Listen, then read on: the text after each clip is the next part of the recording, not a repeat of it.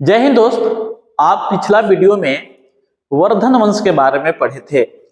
अब हम इस वीडियो में आपको दक्षिण भारत का इतिहास बताते हैं कि दक्षिण भारत में कौन कौन से राजवंशों ने शासन किया।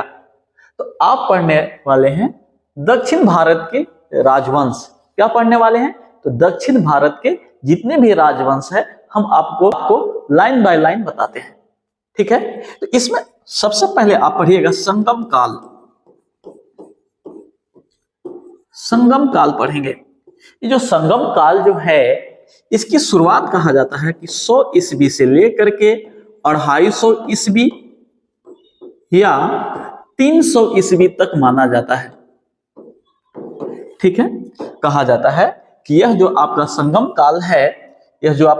काल है, वो 100 ईस्वी से लेकर के 250 ईस्वी या 300 ईस्वी तक माना जाता है।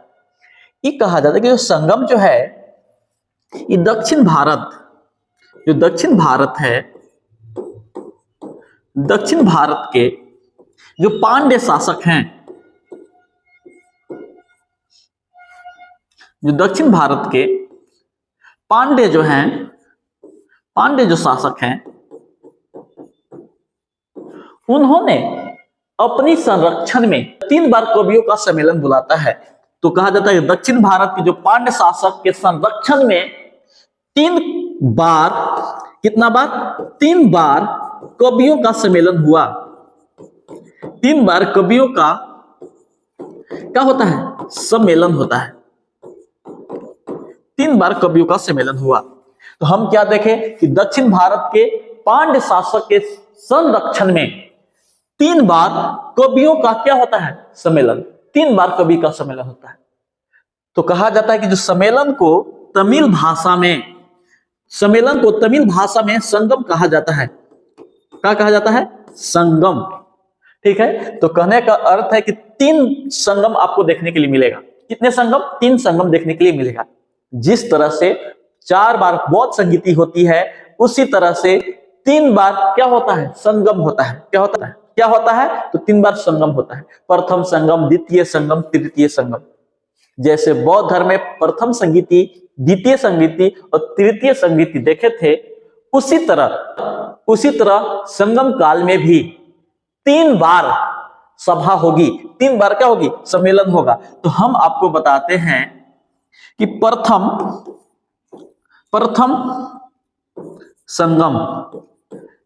संगम, तो जिस तरह से प्रथम बौद्ध संगीति में जो अध्यक्ष था, उसी तरह से हम प्रथम संगम में भी अध्यक्ष देखेंगे। तो कहेगा कि प्रथम संगम की अध्यक्षता किसने किया है? तो प्रथम संगम की जो अध्यक्षता है वो अगस्त ऋषि ने किए हैं।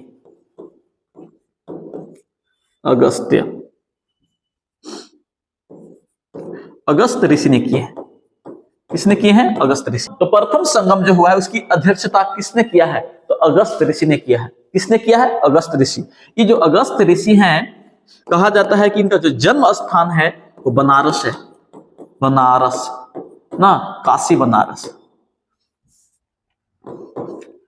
काशी बनारस में इनका क्या है? जन्म स्थान है। लेकिन यह बाद में आके तमिल में बस जाते हैं, तमिलनाडु में। कहां बस जाते हैं? तमिलनाडु में बस जाते हैं। कौन? अगस्त ऋषि। कहा जाता है कि तमिल साहित्य का जनक कहा जाता है अगस्त ऋषि को।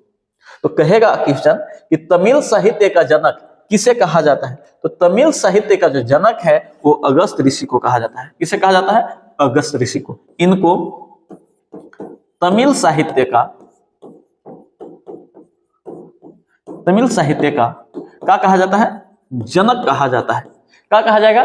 जनक कहा जाता है तमिल साहित्य का। किनको? अगस्त ऋषि को। ठीक है, कहेगा कि जो प्रथम जो संगम है वो किस स्थान पे हुआ? तो कहेगा कहां हुआ था ये? कहां हुआ था आपका प्रथम संगम? तो वो हुआ था दक्षिण मथुरा में।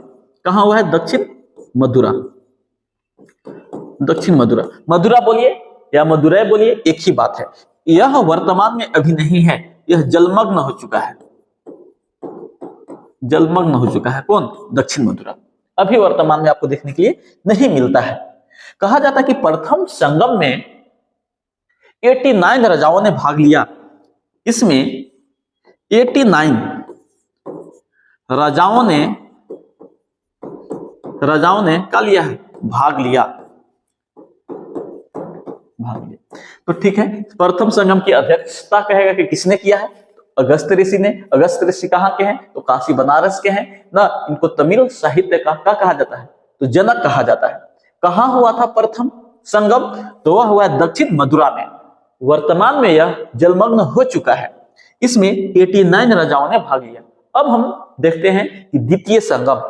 तो अगला जो पढ़ने के लिए मिलेगा, द्वितीय संगम।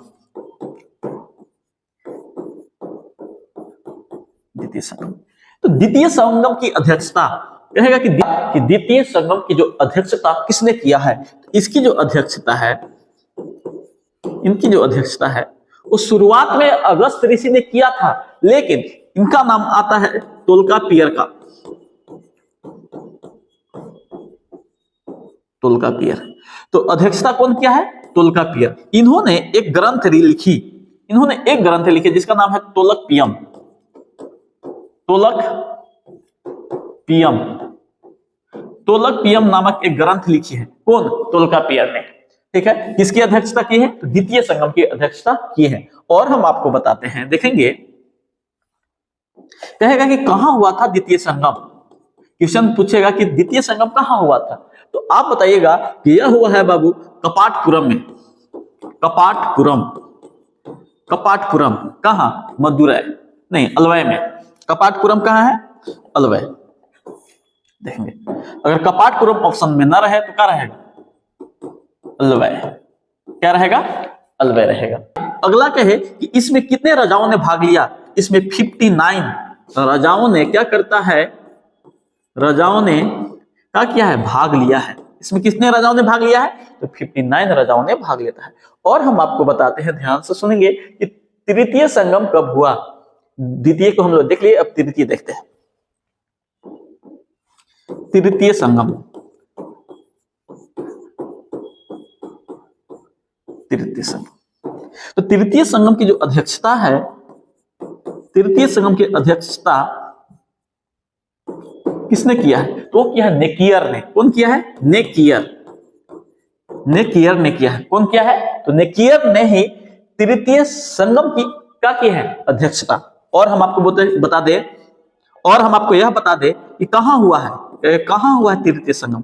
तो यह बताइएगा आप, उत्तरी मदुरै में। कहां? उत्तरी मदुरा बोलिए या मदुरै भी लिख सकते हैं, वहां पे हम लोग किए हैं। उत्तरी मदुरा या मदुरै बोल सकते हैं इसको। ठीक है, और हम आपको बता देते हैं कि तृतीय संगम जो है, इसमें कितने राजाओं ने भाग लिया। इसमें कहा जाता है कि 49 राजाओं ने भाग लिया है। कितना राजाओं ने भाग लिया है? 49 राजाओं ने भाग लिया है। ठीक, अब हम आपको बताते हैं कि संगम काल के समय कौन कौन से राजवंश था। तो अब हम लोग देखते हैं कि संगम काल के समय राजवंश,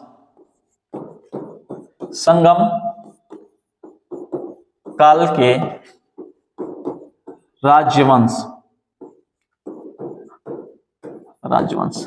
तो संगम काल के अगर राजवंश देखिएगा तो पहला मिलेगा चेर वंश, दूसरा मिलेगा पांड्य वंश,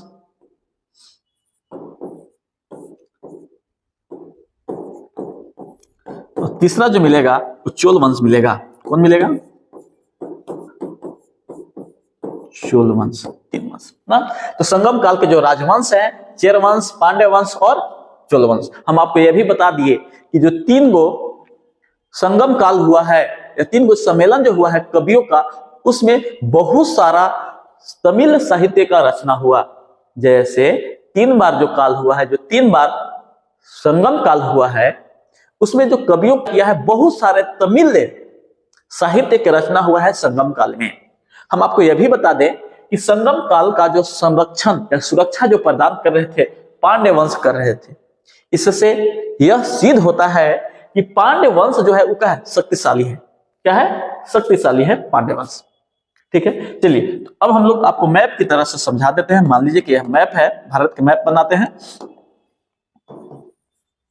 ये मैप है। अब क्या करना है, इसमें तीनों राजवंश को दर्शाना है। मान लीजिए कि इधर पांड्य है ना, और हम आपको दे देते हैं इधर मान लेते कि आपका चेयर है, मान लेते कि आपका एक चेयर है, चेयर वंश है ना। दूसरा किधर हम लोग चोल मान लेते हैं, इधर चोल रहते हैं, चोल वंश था।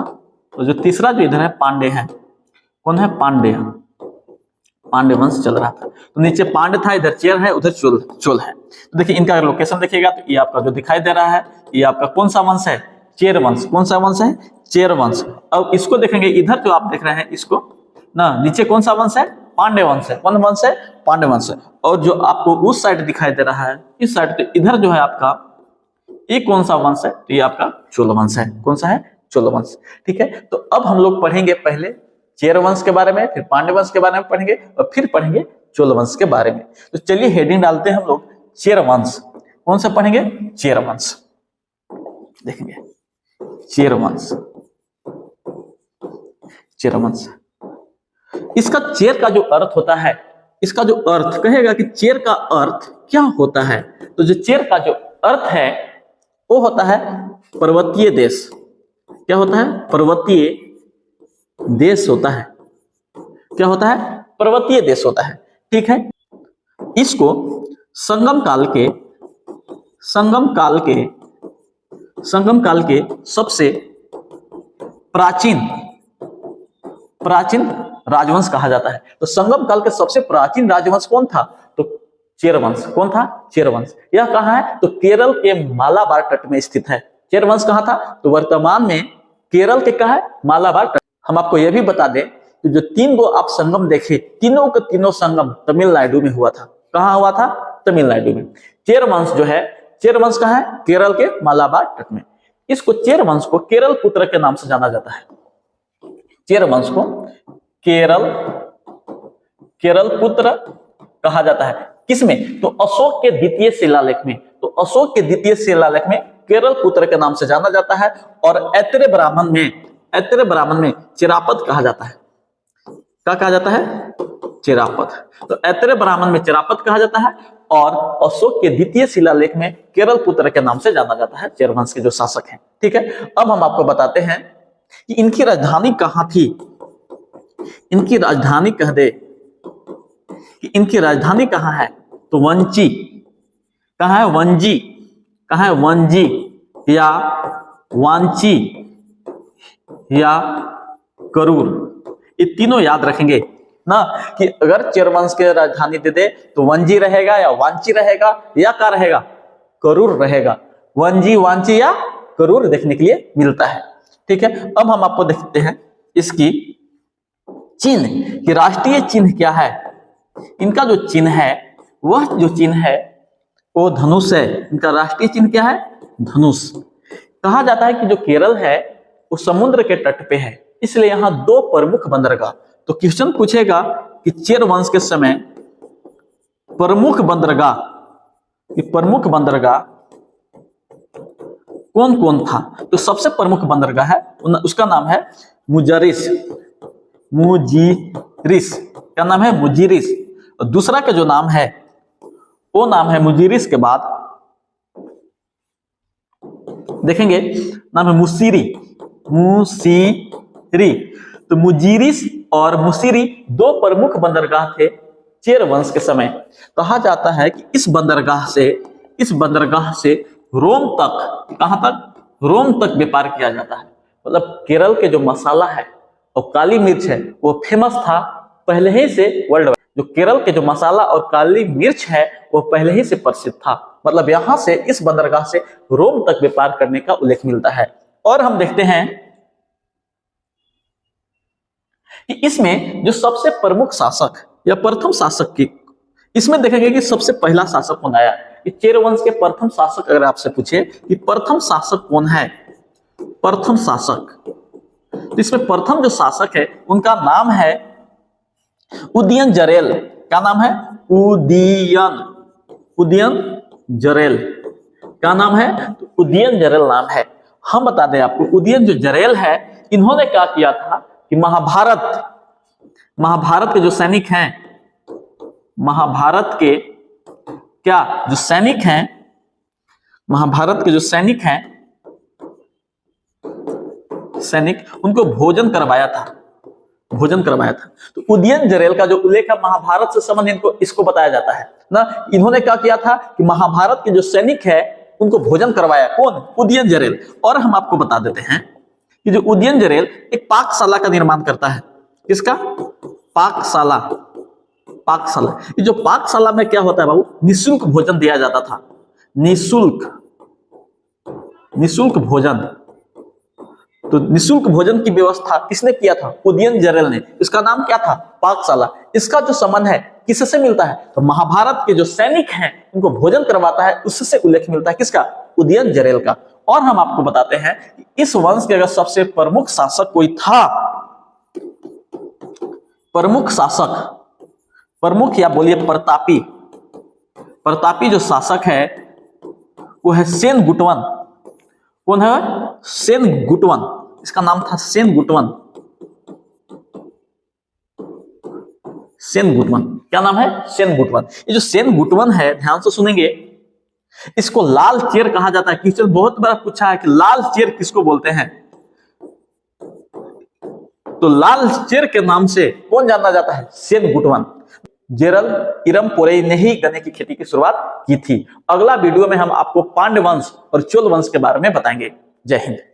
क्योंकि चेर वंश के जो सबसे प्रतापी शासक है वो सेन गुटवन है। कौन है? सेन गुटवन। इनको लाल चेर कहा जाता है। क्या कहा जाता है? लाल चेर कहा जाता था। क्वेश्चन पूछा हुआ है कि लाल चेर के नाम से कौन जाने जाते हैं? सेन गुटवन जाना जाता है। इन्होंने क्या किया कि पत्नी पूजा का शुरुआत किया, जिसको हम लोग कनगी बोलते हैं। कनगी, कनगी पूजा। तो कनगी पूजा का जो शुरुआत है, कनगी पूजा का जो शुरुआत है किसने किया था? तो सेन गुटवन ने किया था। कौन किया है? सेन गुटवन। ये किससे संबंधित है? तो यह पत्नी पूजा से संबंधित है। किससे संबंधित है? पत्नी पूजा से संबंधित है ना। कहा जाता है कि सेन गुटवन ने पत्नी पूजा किया, मतलब कनगी पूजा किया, और इसने श्रीलंका के राजा को भी आमंत्रित किया और इसने श्रीलंका के राजा को भी बुलाया। तो श्रीलंका के जो शासक है, श्रीलंका के जो शासक है, लंका के जो शासक है, जिसका नाम क्या है? गजबाहु। क्या नाम है? गजबाहु। तो जो गजबाहु है वो खुद कनगी पूजा में आते हैं और शामिल होते हैं ना। देखेंगे सेन गुटवन ने क्या शुरू किया है? तो कनगी पूजा। क्या किया है? कनगी पूजा की शुरुआत किया है। कनगी पूजा का संबंध मतलब पत्नी पूजा से। कहा जाता है कि चेर वंश के ही समय ना गन्ना की खेती की शुरुआत हुआ था। तो दक्षिण में गन्ने की खेती की शुरुआत कौन किया है? उसका नाम है पेरुन जरेल इरमपोरेई ना। पेरुन जरेल इरमपोरेई ने गन्ने की खेती की शुरुआत, गन्ने की खेती की शुरुआत किया था। और इनका जो नाम है, ऑप्शन में पेरुन जरेल इरमपोरेई ऑप्शन में न दे तो आदि गेमान भी दे देगा। आदि गेमान, आदि गेमान, आदि गेमान भी ऑप्शन में दे सकता है ना। तो आदि गेमान या पेरुन